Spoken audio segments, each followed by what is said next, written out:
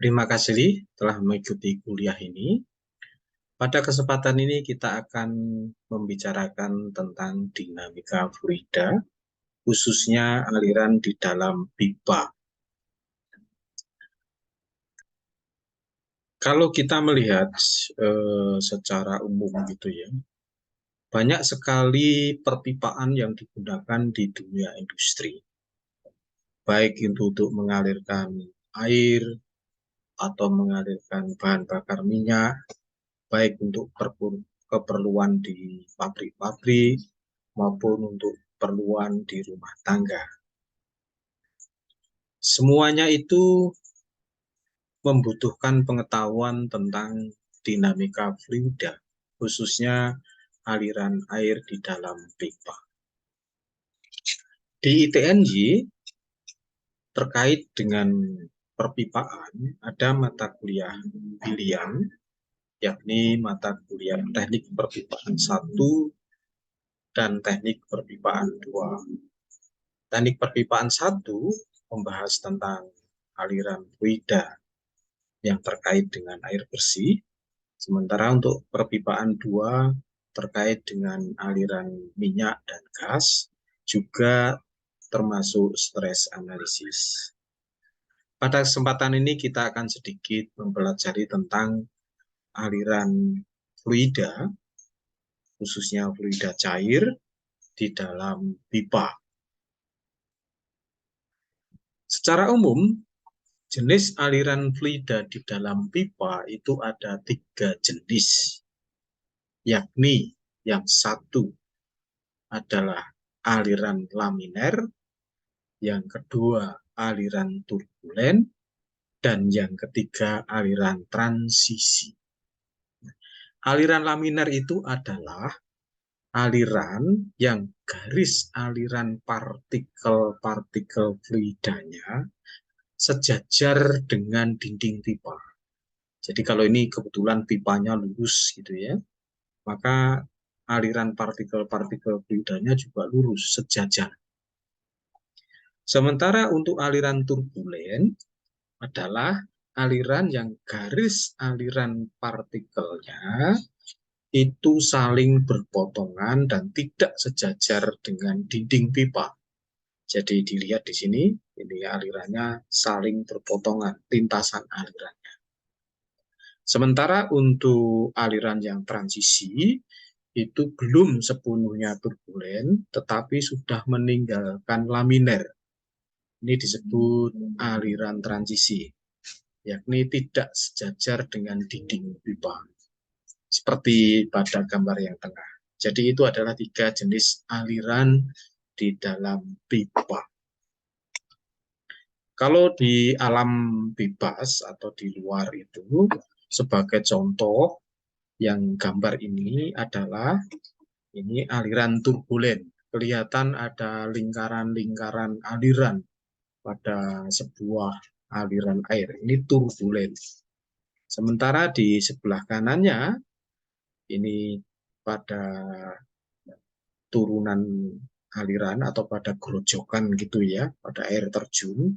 Sisi atas ini laminer, sisi bawah ini turbulen. Pada air terjun yang tinggi bisa ditebak, yang di atas ini laminer, tapi kalau sudah sampai di bawah itu turbulen. Nah, tentu di antara laminer dan turbulen ada aliran transisi. Namun kita mulai dulu dengan apa yang disebut dengan hukum kontinuitas aliran fluida cair di dalam pipa. Nah, kalau kita melihat pipa yang digunakan, itu kadang-kadang pipanya itu semula besar gitu ya, terus kemudian berubah menjadi kecil. Bisa jadi memang sama, baik besar semua atau kecil semua, tapi tidak menutup kemungkinan terjadi perubahan diameter. Nah, pada hukum kontinuitas itu mengatakan bahwa apabila suatu fluida mengalir dalam sebuah pipa, ini adalah fluida cair ya, dengan luas penampang A dan kecepatan alirannya V, ini kecepatan rata-rata aliran, maka banyaknya fluida atau debit atau volume yang mengalir melalui penampang tersebut tiap satuan waktu dinamakan debit. Dalam bentuk persamaannya, debit itu dinyatakan dalam I sama dengan luas penampang kali kecepatan rata-rata. Atau dengan debit itu sama dengan volume fluida yang mengalir dibagi waktu. Jadi V yang ini adalah kecepatan rata-rata, sementara V besar ini adalah volume. Persamaan kontinuitas itu kalau diterapkan pada pipa yang berubah penampangnya seperti ini. Ini adalah pipa besar dengan luas penampang A1, kecepatannya V1. Ini pipa yang kecil, luas penampangnya A2, kecepatannya V2. Maka persamaan kontinuitas itu mengatakan bahwa debit yang mengalir, jumlah fluida yang mengalir per detiknya, baik di pipa besar maupun di pipa kecil itu sama. Yang berubah nanti adalah kecepatannya. Jadi kalau ini bisa kita lihat, kalau saudara memegang selang air, kemudian ujung selang air itu saudara pencet, maka airnya akan muncrat. Kecepatannya bertambah. Tetapi debit atau jumlah aliran per detiknya sama. Secara matematik dapat dirumuskan A1 kali V1 sama dengan A2 kali V2. Dengan persamaan kontinuitas ini nanti kalau di teknik itu bisa saja digunakan untuk berbagai macam keperluan. Tapi ini ada contoh misalnya ini. Contoh pertama. Kecepatan rata-rata aliran air pada sebuah selang yang berdiameter 4 cm adalah 4 meter per detik. Hitung jumlah fluida air yang mengalir tiap detik. Penyelesaiannya, diameternya 4 cm, jari-jarinya 2 cm, atau 2 kali 10 pangkat min 2 cm. Ya. Kecepatan rata-rata 4 meter per detik. Berapa debitnya? Debit itu adalah luas penampang kali kecepatan. Luas penampangnya apa? Pi R kuadrat. Kecepatannya V. Maka sama dengan 3,14 kali 2 kali 10 pangkat min 2. Ini mestinya dikuadratkan ya. Kuadrat kali 4 meter per detik. Jadi saya ralat, ini dalam kurung ini harusnya ada kuadratnya. Sehingga hasil akhirnya adalah debitnya 5,024 meter kubik per detik. Contoh yang kedua, sebuah pipa dengan diameter 12 cm, ujungnya menyempit dengan diameter 8 cm. Jika kecepatan aliran di bagian pipa yang berdiameter besar 10 cm per detik, hitung kecepatannya di ujung yang kecil. Penyelesaiannya, di ujung yang di pipa yang besar, diameternya 12 cm, maka jari-jarinya 6 cm, atau 6 kali 10 pangkat min 2 meter. Sementara di penyempitan tadi yang diameternya 8 cm, jari-jarinya adalah 4 cm atau sama dengan 4 kali 10 pangkat min 2. Jadi, ini mestinya 4 kali 10 pangkat min 2 meter ya. Ini saya ralat. Sehingga luas penampang 1 dihitung PR kuadrat ketemunya 113,04 cm persegi. Dan luas penampang 2, ini mestinya A2, itu ini mestinya R2 ya. Itu ketemunya 50,24 cm persegi. Kecepatan di pipa yang besar 10 cm per detik. Berapa kecepatan di pipa yang kecil atau V2? Kita memakai ukur kontinuitas A1 kali V1 sama dengan A2 kali V2. Jadi A1 113,04 cm persegi kali 10 cm per detik sama dengan 50,24 cm persegi kali V2. Ini V2-nya belum ditulis. Nah, sehingga V2 sama dengan 113,04 kali 10 atau 1130,4 dibagi luas penampang A2 dibagi 50,24. Ketemunya V2 adalah 22,5 cm per detik. Jadi ini saya ralat, ini mestinya masih dikalikan V2. Oke. Pada aliran di dalam pipa itu ada juga sebuah hukum yang disebut hukum Bernoulli. Hukum Bernoulli aliran fluida di dalam pipa. Dilihat sebuah pipa yang di sepanjang aliran dari hulu itu biasanya disebut upstream sampai ke hilir yang disebut downstream. Bentuk pipa sepanjang aliran ini berubah. Bahkan ketinggiannya berubah. Yang di upstream H1, yang di downstream H2. Sehingga karena perubahan ini, diameter penampang melintang dan luasan penampangnya pun selalu berubah di sepanjang aliran. Pada kasus ini tetap berlaku hukum kontinuitas. Q1 sama dengan Q2. Maksudnya Q1 di sini, Q2 di sini. Jadi berlaku. Namun, ada beberapa hal yang perlu diperhatikan yang sudah diteliti atau dipelajari oleh Bernoulli. Bahwa jumlah tekanan di titik 1 itu sama dengan jumlah tekanan di titik 2. Jadi jumlah tekanan itu konstan sepanjang aliran. Tekanan yang terjadi di aliran dalam fluida itu apa saja? Adalah tekanan P, tekan statik gitu ya. Kemudian tekanan hidrostatik Rho GH yang diakibatkan oleh beda tinggi, ditambah tekanan akibat kecepatan yaitu setengah Rho V kuadrat. Ini konstan. Sehingga dengan demikian hukum Bernoulli secara matematika dapat dituliskan P1 gitu ya.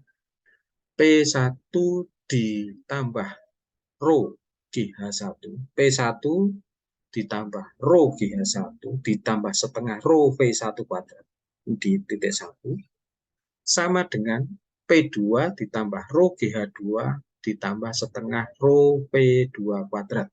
Ini di titik 2. Tetapi ingat, tentu P1 itu pasti lebih besar dibanding dengan P2. Karena kalau P1 itu sama dengan P2, itu tidak ada aliran. Mandek. Jadi karena ada perbedaan tekanan itulah, maka bisa mengalir. P1 lebih besar dari P2. Namun demikian, jumlah tekanan total di titik 1 sama dengan jumlah tekanan total di titik 2. Ingat, P1 tadi adalah tekanan statik. P2 juga tekanan statik. Sementara yang setengah Rho V1 kuadrat itu disebut tekanan dinamik atau tekanan akibat kecepatan. Yang Rho GH itu adalah tekanan hidrostatik.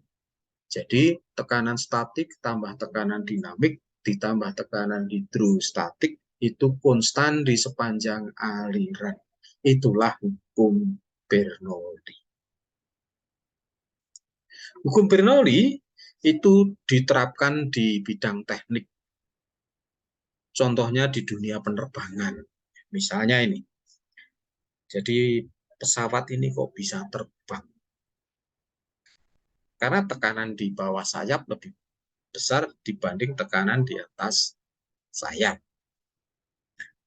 Tentu jumlah tekanan total di bawah sayap itu pasti sama dengan jumlah tekanan total di atas sayap. Maka dengan menerapkan Bernoulli, kita dapat menghitung kecepatan pesawat. Contohnya ini, jika kecepatan aliran udara di bagian bawah sayap pesawat 60 meter per detik, berapa kecepatan di bagian atasnya jika tekanan ke atas yang diperoleh oleh pesawat atau tekanan ke atasnya itu 10 Newton per meter persegi. Dan diketahui bahwa massa jenis udara 1,29 kg per meter kubik. Jadi kanan di bawah itu lebih gede dibanding tekanan di atas. Artinya apa? Selisih 10 Newton per meter persegi tadi adalah tekanan di bawah dikurangi tekanan di atas. Tekanan di bawah dikurangi tekanan di atas. P2 min P1. Katakanlah P2 itu adalah tekanan di bawah sayap, P1 tekanan di atas sayap. 10 Newton per meter persegi. Ini mestinya meter persegi ya, pangkat 2. Kecepatannya adalah 60 meter per detik. Itu ya. Di kecepatan di atas sayap. Yang ditanyakan kecepatan di bawah sayap. Kecepatan di bawah sayap itu sama dengan kecepatan pesawat. Terus H1 dan H2 sama. Karena beda tinggi antara bawah sayap dan atas sayap dibandingkan permukaan bumi, perbedaannya sangat kecil sekali, sehingga H1 dianggap sama dengan H2 atau perbedaannya dapat diabaikan. Berapa kecepatan pesawat? Kita pakai hukum Bernoulli. P1 tambah setengah rho V1 kuadrat ditambah rho GH1, itu ya. Ini yang di bawah sayap sama dengan total tekanan di atas sayap. Total tekanan di atas sayap P2 tambah setengah rho V2 kuadrat ditambah rho GH2. Kalau kita tahu bahwa ini ada setengah rho, ini ada setengah rho. Kalau misalnya yang V setengah rho V2 itu kita geser ke kiri, gitu ya. Kemudian P1-nya kita geser ke kanan, gitu ya. Nah, H1 dan H2 sama. Jadi ini rho GH1 dan rho GH2 saling menghilangkan. Sehingga kita dapatkan setengah rho V1 kuadrat dikurangi V2 kuadrat. Yang setengah rho V2 ini kita geser ke kiri, jadi minus ya. Ingat tadi rho GH1 dan rho GH2 itu saling menghilangkan, karena H1 sama dengan H2. Dan di sebelah kanan, karena P1 dipindah ke kanan, maka menjadi minus. Maka menjadi sama dengan P2 min P1. Sehingga dengan demikian maka V1 kuadrat min V2 kuadrat sama dengan P2 min P1 dibagi setengah rho. Karena dibagi setengah, maka angka 2-nya itu naik ke atas. Sehingga menjadi sama dengan 2 dikalikan P2 min P1 dalam kurung dibagi rho. Maka V1 kuadrat, jadi ini V2 ini dipindah saja ke kanan menjadi positif. Maka V1 kuadrat sama dengan V2 kuadrat ditambah 2 dikalikan P2 min P1 dalam kurung dibagi rho. Tinggal diisikan P2 tadi, kecepatan di bawah sayap tadi berapa? 60 ya. 60 ditambah 2 kali beda tekanan dibagi rho, maka ketemu 60,13. Jadi kecepatan aliran udara di bagian atas sayap adalah 60,13 meter per detik. Begitu ya.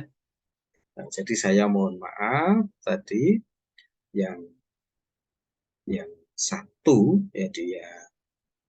Jadi yang satu itu yang di atas sayap, yang 2 itu di bawah sayap.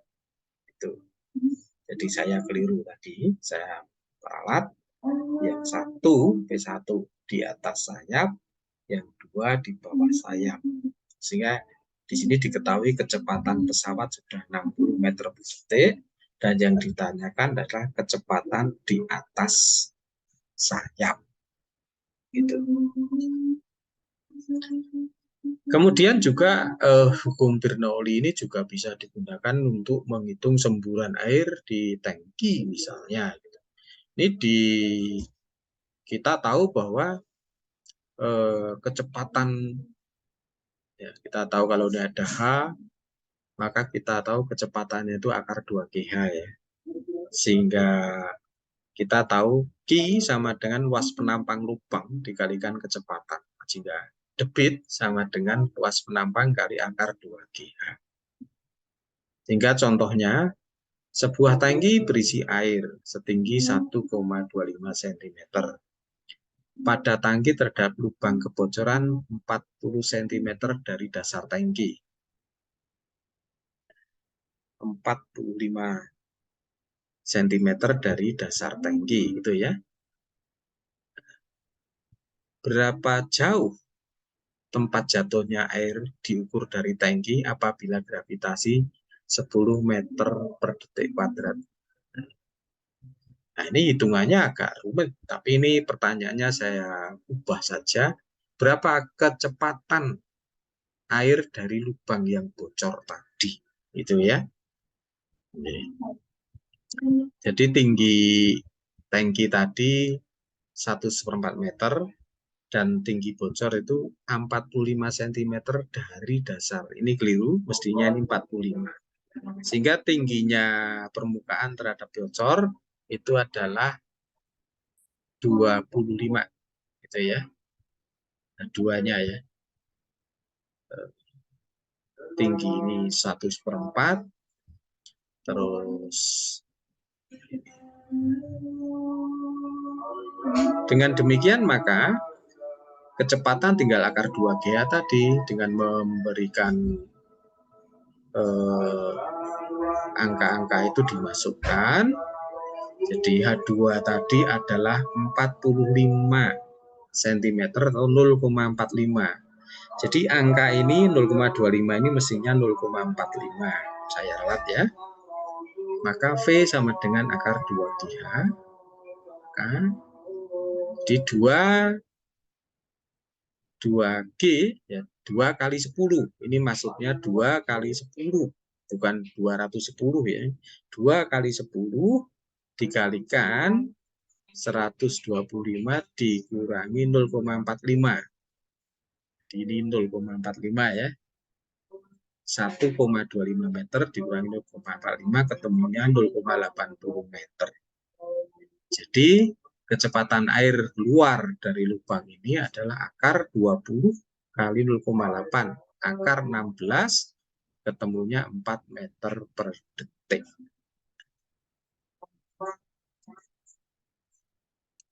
Kemudian yang terakhir pada aliran di dalam pipa. Aliran di dalam pipa itu ada yang disebut Reynolds number. Tadi di awal sudah kita jelaskan, kita diskusikan aliran itu ada yang laminer, ada yang turbulen, ada yang transisi. Bagaimana kita mengetahui aliran itu laminer, turbulen, atau transisi? Untuk mengetahui itu, maka si Reynolds itu sudah menyelidiki dan membuat model matematika sehingga dapat menghitung atau menemukan apa yang disebut dengan bilangan Reynolds. Bilangan Reynolds itu rumusnya adalah RE sama dengan V kali D dibagi mu. V itu kecepatan rata-rata dalam pipa, satuannya meter per detik. D itu maksudnya bukan garis tengah ya, tapi dinding diameter dalam pipa. Jadi ini saya koreksi, ini adalah dinding dalam ya. Jadi ini adalah dinding bagian dalam, bukan garis tengah ya. Kemudian nu, ini bacanya nu itu adalah viskositas kinematik fluida. Satuannya meter persegi per detik. Rho itu rapat massa fluida dalam kilogram per meter kubik, dan mu itu kekentalan mutlak dalam Pascal. Memang ada dua rumus, pakai yang ini boleh atau pakai yang ini.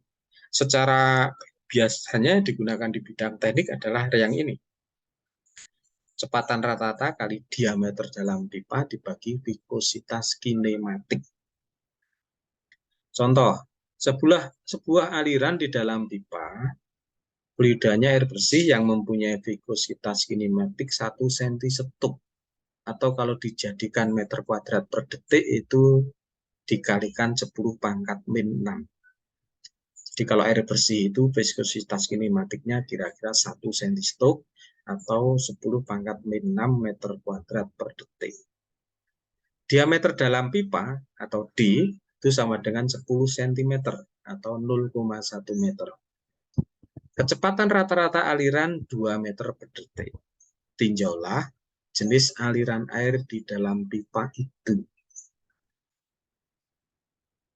Gampang sekali, Reynolds number sama dengan kecepatan rata-rata kali diameter dibagi mu. Maka sama dengan 2. 2 itu 2 meter per detik, dikalikan 0,1. 0,1 itu diameter, dibagi 10 pangkat min 6. 10 pangkat min 6 tadi adalah viskositas kinematik. Maka ketemunya 500.000. Jadi bilangan Reynolds pada aliran ini adalah 500.000. Apakah itu turbulen? Apakah laminer atau transisi? Laminer itu oleh Reynolds ditetapkan atau diketahui bahwa bila bilangan Reynolds-nya lebih kecil dari 2100, alirannya laminer. Dan bila bilangan Reynolds lebih besar dari 4000, alirannya turbulen. Namun, apabila bilangan Reynolds-nya itu 2100 sampai dengan 4000, alirannya transisi. Sehingga contoh soal ini, karena bilangan Reynolds-nya 500.000 dan itu lebih besar dari 4000, maka jenis aliran adalah turbulen.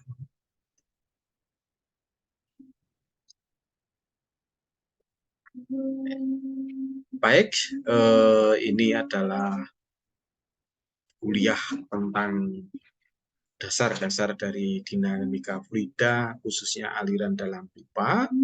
Saya mohon untuk mahasiswa ITNJ, berikan like dan beri komentar pada kolom komentar sebagai tanda bahwa saudara sudah mengakses link ini. Dan jangan lupa tugasnya bisa dilihat di Elinas. Terima kasih, semoga Tuhan memberkati.